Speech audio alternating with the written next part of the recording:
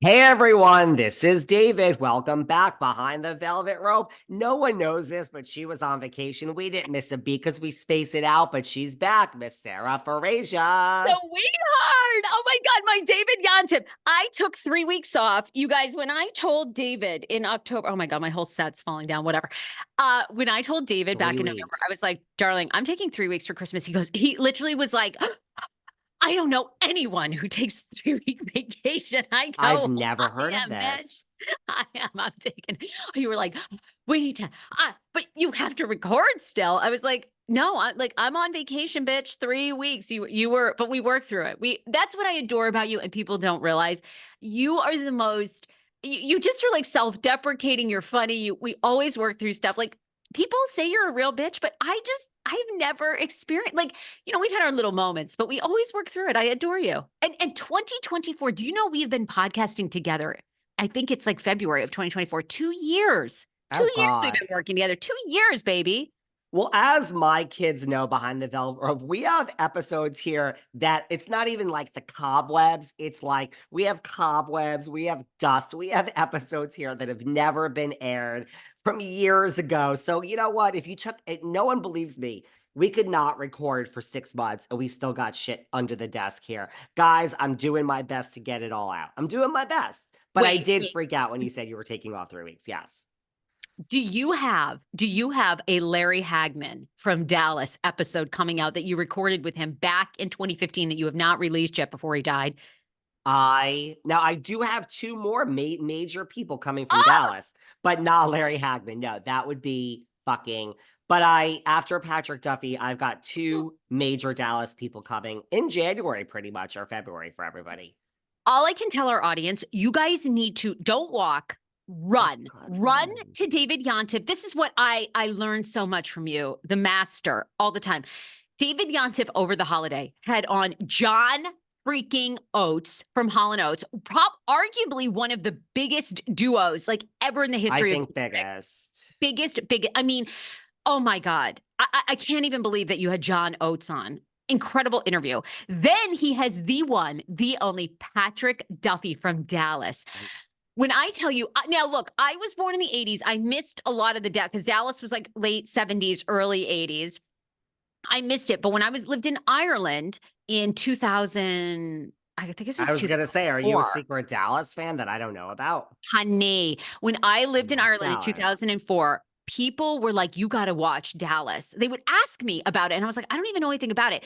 That summer, when it rained the entire freaking summer in Ireland, I watched Dallas. And I'll tell you, it is one of the greatest. I think it still holds up today. I They were agree. so gorgeous. The drama was so good. Who shot JR, the lead up. That show that also transcends the test of time. I mean, I don't know if you can watch reruns anywhere, but that is one of the greatest shows to just chill out to. Well, why haven't you listened to my interviews with Charlene Tilton, Audrey Landers, and Joan Van Ark, all from Dallas? They were all on the past 4 or 5 years. I'm a huge Dallas fan. I went to the 45th anniversary of Dallas this year, not this year, but 2023, last year, because this will be 2024. At the house, right? At the house. Isn't it in Houston, outside of Houston? That was a couple years ago. This year it was in Palm Springs at Oscars. You could have come with me. I had no idea you. It was I'm not Larry Hagman. Patrick Duffy, Charlene Tilton was there. Linda Gray. Oh no, honey, this was a night to celebrate. I Dallas is amazing. to this day, I think Victoria Principal is one of the most gorgeous starlets that has ever. And I mean, even Priscilla Presley. Priscilla Presley back in the day, oh my God, to die for. I To would kill to have either of those two people on this podcast. We have tried for Victoria Principal I'm many a sure. time. We have And tried. just Larry Hagman was such a dude's dude. Oh, I mean, he was just, do we think he was loyal to his wife? See, I wanted so many follow-up questions. I'm like, Patrick, I there's no way think that Larry Hagman didn't cheat on his wife. He was like, I mean, he was such a swinging dick in the 80s and the 90s. I mean, you're talking like a huge star, like what Brad Pitt is today, because people aren't really stars like that anymore. so. You think I should have asked Patrick Duffy if Yes. Larry swung his dick around I'm Dallas? actually I'm actually going to try to get Patrick Duffy on just to talk about Larry Hagman stories because Larry Hagman is legendary in Hollywood. You know, he was like a huge pot advocate He long loved before to drink, loved to he was an drink. alcoholic, basically, but no one really says that. Uh, No. But I just don't believe that, because Patrick Duffy on your podcast, and then we'll move on, did a whole thing about how that, because I do believe I've been in a situation, and I feel this way actually about you. When I worked on the Kane show, I knew it was like lightning in a bottle. The chemistry of cast members, like you could finish each other's thoughts, and that only comes around maybe once, maybe twice in a lifetime. So Patrick Duffy said they had that on Dallas. And he said that the directors would be like, we're obsessed with working with you guys because all of you want to get home to your families. You guys all have a life outside of this job. And a lot of people in Hollywood don't have that. But I'm so curious.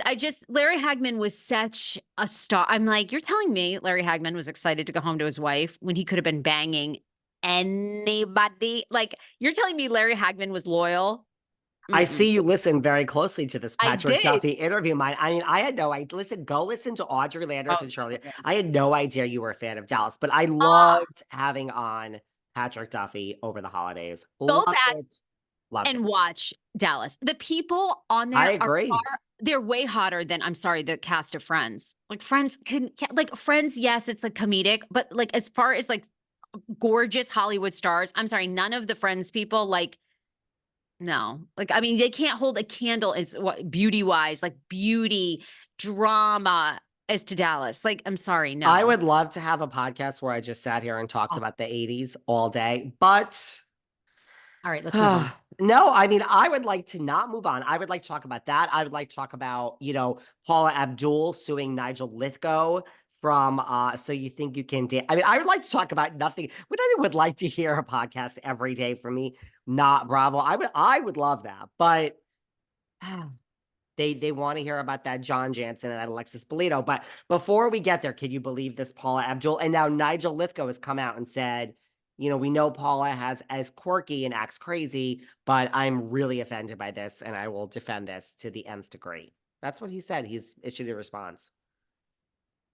All right, you're a Paula fan way bigger than I am. What do you think? And even an Idol fan, I think probably far more than I am. What do you think is the truth here? I mean, very interesting. She's been gone from Idol, I don't know, a decade probably. And So You They Think You all, Can Dance. what You are know your why thoughts? well, you know why I believe it? Because it's not like you look at like Cassie and Diddy, and I'm not picking on Hmm. Cassie, but like anything where like someone is not really well off, needs fame, needs the clout. Like Paula Abdul has a shitload of money. I sit up here and I say all these people don't have money. Like Paula's has written songs, has choreographed for people. She's worked with Janet Jackson and Michael and Prince. And so like Paula really does have a shit fucking ton of money and she has clout. So she doesn't really need fame and she doesn't need money and she doesn't need clout. So I tend to believe that the statute of limitations, like she said, was expiring and it's like sure to shit or get off the pot. And like, I really think Paula probably expected this, right? This is the response. I mean, they tell you when you go to the police station after you've been sexually abused and you want to file a claim, and people tell you, like, yeah, let's do it, but you're in for a long haul. People are going to poke holes in your story. They're going to make you a liar. They're going to make you a slut, whatever. So I think Paula knows, like, it's not like I'm just going to say this and life is going to be roses. Like, I think she knew she was in for like a fight when she announced this. So I tend to believe it because, like, what does she truly have to gain from this? Really, she has tons of money and she has fame. So she's not looking. So I say clout chaser when I hear certain people.